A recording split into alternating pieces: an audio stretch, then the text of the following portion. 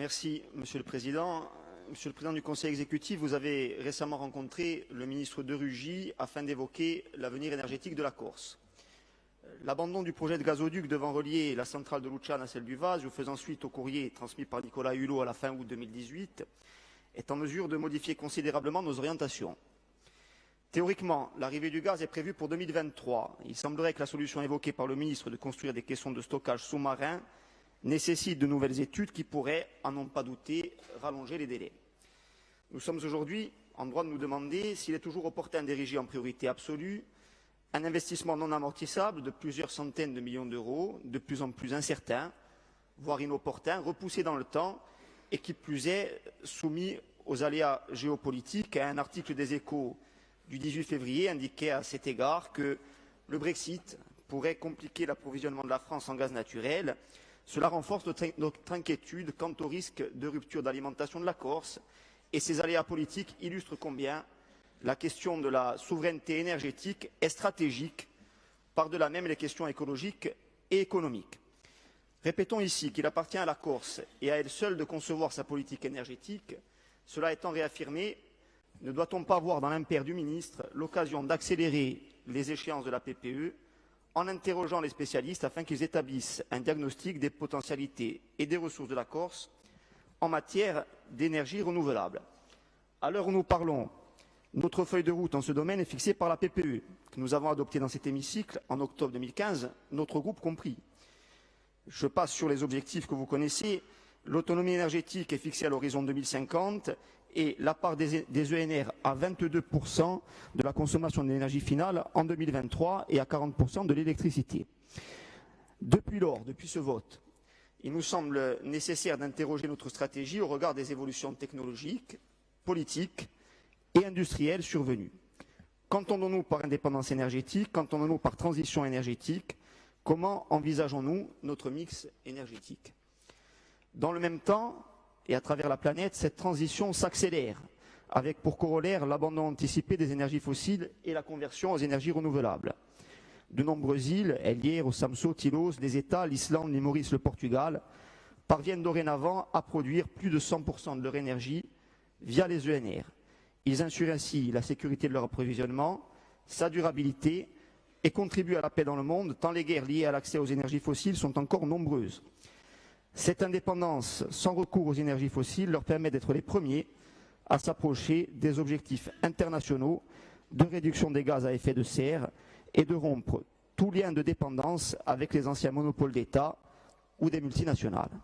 Ce sont des exemples réalistes d'audace politique et de performance technologique.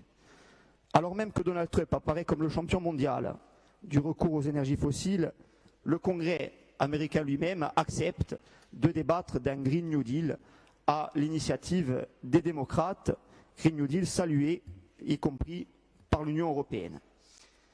La Corse, terre de lutte pour la défense de la terre et de l'environnement, terre d'innovation avec sa cohorte de chercheurs et d'entrepreneurs, peut-elle devenir un modèle de cette grande transition écologique en rejoignant ou anticipant ces initiatives politiques à travers un Green New Deal corse per un paese verde d'Ava. En Martinique, et je conclus, l'ADEME, et c'est le cas aussi en Guadeloupe, l'ADEME a présenté des études intitulées Vers une autonomie énergétique dans les zones non interconnectées à l'horizon 2030. Le rapport conclut qu'un mix énergétique 100% ENR est possible à cette date. Monsieur le Président, j'en viens à ma question. Suite à votre rencontre avec le ministre de l'écologie, nous souhaiterions connaître votre point de vue quant à l'avenir énergétique de la Corse. Et puisque le lancement d'une nouvelle étude s'avère indispensable dans le cadre du projet de gazoduc, ne vous semble-t-il pas judicieux de la coupler avec une étude similaire à celle produite outre-mer afin d'accélérer notre transition vers les ENR? Je vous remercie. Je vous demande de bien vouloir m'excuser d'avoir été un peu long. Merci, chers collègues. Donc la réponse du président du Conseil exécutif. Mi ringrazio di questa questione.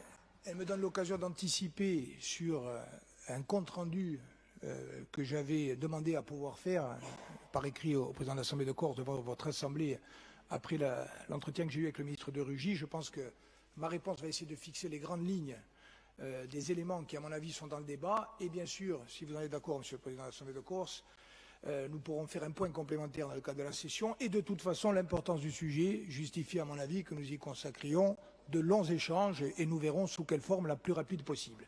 Très brièvement, premièrement, d'où partons-nous aujourd'hui? Je veux quand même le redire fortement. La consommation d'énergie en Corse, aujourd'hui, c'est 52% pour alimenter les bâtiments, 48% pour les transports quotidiens, notamment et en majorité les voitures des particuliers et les bateaux. Cette énergie provient, au moment où nous parlons, à 88,5% d'importation. 80% de produits pétroliers importés par bateau, 8,5% d'électricité importée via les deux câbles et le reliquat pour les ENR. Nous sommes donc, au moment où nous parlons, à 88,5% dépendants de façon générale des approvisionnements extérieurs, une situation douloureuse et dangereuse, vous l'avez souligné. Deuxièmement, où voulons-nous aller? Et nous sommes d'accord, mais j'allais dire, nous ne sommes pas surpris d'être d'accord, puisque c'est la vision stratégique que nous partageons et que nous sommes engagés à décliner. Nous voulons faire de la Corse un territoire pionnier, un territoire insulaire méditerranéen pionnier en matière d'énergie renouvelable, nous inspirer de tout ce qui se fait ailleurs de mieux, le transposer ici et apporter notre part d'innovation en nous adossant, vous l'avez dit, à un écosystème qui est déjà absolument en pointe, je pense aux plateformes que vous avez citées. Troisièmement, quels sont nos acquis? Ça ne veut pas dire que nous sommes dans une position statique, mais quels sont nos acquis? J'allais dire quels sont les engagements qui ont été pris, y compris avant notre arrivée aux responsabilités. D'abord, il y a un schéma régional air, climat, énergie voté à l'unanimité en décembre 2013 qui a fixé l'objectif d'autonomie énergétique à 2050.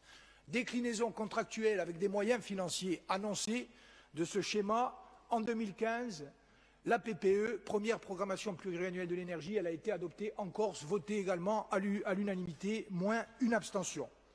Troisième engagement, celui de la ministre, co-signé sous notre majorité, disant « Je m'engage notamment au nom de l'État, premièrement à une nouvelle centrale du Récant en 2023, configurée à 250 MW, deuxièmement à un gazoduc que nous allons financer intégralement. » Cet accord existe.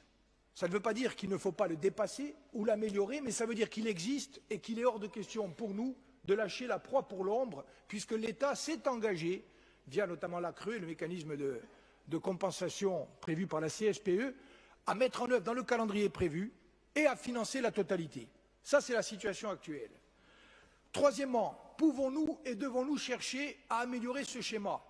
Oui, à l'évidence. Et moi, ce que je vous propose de faire, mais ça sera l'objet de notre discussion, il faut partir en fait pour la réflexion de notre objectif final.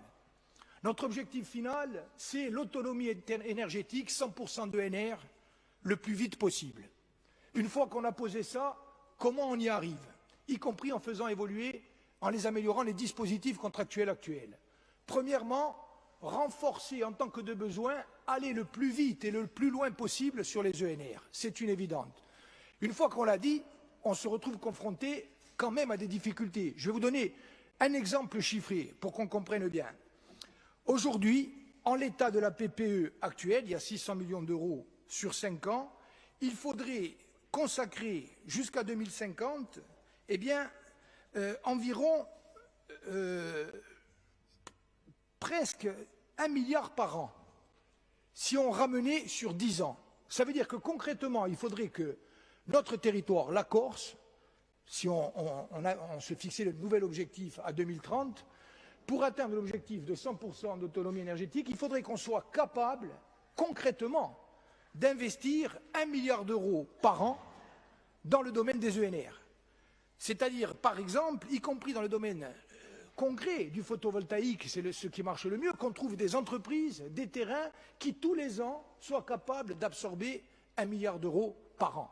On sait que ce n'est pas possible. Donc, à un moment donné, notre objectif, il faut le configurer à la mesure de la réalité de nos moyens, dont il faut se doter, les améliorer, mais en se disant aussi, faisons les choses qu'il est possible de faire, y compris en étant extrêmement ambitieux. Deuxième exemple, sur la maîtrise de l'énergie, puisque notre objectif d'autonomie énergétique, c'est à la fois diminuer, c'est le 2 tiers de l'effort, la consommation énergétique, et 1 tiers l'augmentation des ENR. C'est ce qui est fixé dans la PPE. Aujourd'hui, on estime, là encore, à 1 milliard d'euros sur 5 ans, ce qu'il faut investir pour lutter contre l'évasion énergétique.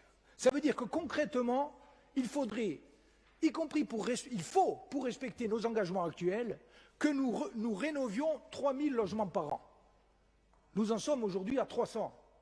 Pourquoi? Pas à cause de la collectivité de Corse, parce qu'on a un déficit de porteurs de projets, parce qu'on a un éclatement des compétences, parce qu'on a des entreprises qui ne sont pas formées pour le faire, et que donc tout ça, il faut une montée en puissance, qui soit une montée en puissance considérable. Donc je termine, mais on y viendra plus longuement cet après-midi. Notre objectif, aller le plus vite et le plus loin possible, l'ADEME, ça existe ailleurs, on va le faire ici, avec une présence plus forte de la collectivité de Corse, en disant quel est notre potentiel, y compris en intégrant les nouvelles techniques, et je pense notamment au stockage, parce qu'aujourd'hui il y a le problème de la production, mais le problème essentiel pour éviter la rupture d'approvisionnement, c'est le stockage. Donc qu'on aille à fond là-dessus, oui bien sûr. Une fois qu'on aura identifié ce qu'on peut faire le plus vite et le plus loin possible, il restera le reliquat. Comment on fait? Le gaz, on n'est pas marié avec le gaz.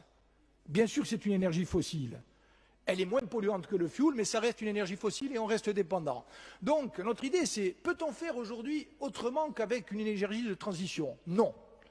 Cette énergie de transition doit-elle être le gaz? Oui, d'après l'avis de tous les experts. En tout cas, ça ne doit pas être le fioul. Dès lors qu'on a besoin du gaz, et si c'est confirmé, comment le fait-on venir? On nous avait dit un gazoduc. Aujourd'hui, on nous dit qu'il y a peut-être une autre option. Regardons l'autre option, mais ne perdons pas ce qui a été engrangé d'ores et déjà et continuons à avancer en temps masqué. Enfin, dimensionnement des moyens de production énergétique, des accords aujourd'hui, vous le savez, entre EDF, producteur et gestionnaire, qui dit qu'il faut une centrale à 250 MW, et la CRE qui finance et qui dit on n'a pas besoin d'autant. C'est un débat que nous sommes prêts à ouvrir en mettant tout le monde autour de la table, qu'on choisisse et qu'on choisisse vite, et surtout qu'on ne perde pas de temps et qu'on ne cherche pas à nous déposséder de nos objectifs stratégiques que nous partageons et qui sont partagés par un très grand nombre de Corses.